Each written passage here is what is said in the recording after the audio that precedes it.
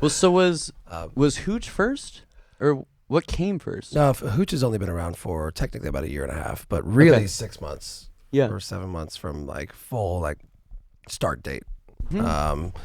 Like in terms of hiring people and really staffing up and turning it into a full operation. But before that, it was sort of just a side hustle / pipe dream while I was doing other things. So, Okay. Yeah. Yeah, so same kind of thing. You kept it on the side, and then you grew it until it. Yeah. Well, was so big enough? I've had this like weird balance over the last decade or so. So I was in a band for 10 years, and so I did that, and that was a blast.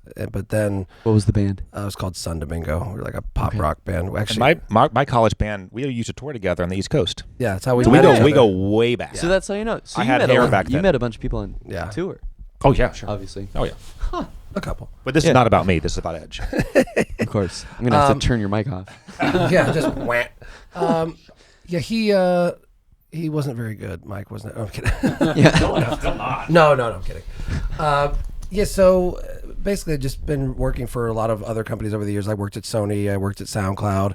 Right. And in the process, I helped a lot of other music tech companies either get acquired or help them raise capital. And so I got really good at helping other people get rich. Don't get me wrong, I've done well for should help myself. me. But yeah. But I've always managed artists in the process because I actually love developing careers for artists that I really believe in. Because I think if you do it for the love of the game, you're always going to want to do it. You know, and I find it hard to get away from management, even though it's like self-lashing. It's like beating myself up. But I love it because if I find an artist that I'm inspired by, I'll just keep doing it. So I still have 2 management clients right now. And I think I always probably will while I'm in this business. There's somebody I'm going to be wanting to help. But yeah, Hooche came out of a necessity. So I moved to Nashville from Los Angeles in 2021. I left my post at SoundCloud, came here, and saw a massive gap in the marketplace, which is like the labels here are very old school, like most of them are anyway. But the whole business model is still archaic to me, which is you get signed, somebody writes you a check, you owe them all the money back on that check plus interest, and you probably will never pay it off. And then they're going to use that money that they lent you to hire more people to go do the job they should be doing. So you have to hire a media company and a PR person and a radio team and a photographer and a music video guy.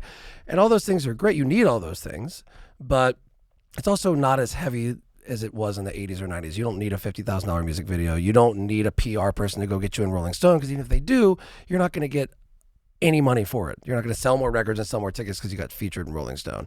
So again, like I think the whole setup is still archaic here. So I went, well, if they could knock it all down, if you could go to somebody and go, knock down Sony, knock down, these companies, if you would ask them, could you rebuild this from the ground up, what would it look like? It would look a lot like what Hooche is, which is, it's not a record label. It's an artist development / multimedia company. It's like people listen with their ears. They listen with their eyes. They discover things totally different now. They're on their phones 90% of the time. People aren't sitting on their desktops.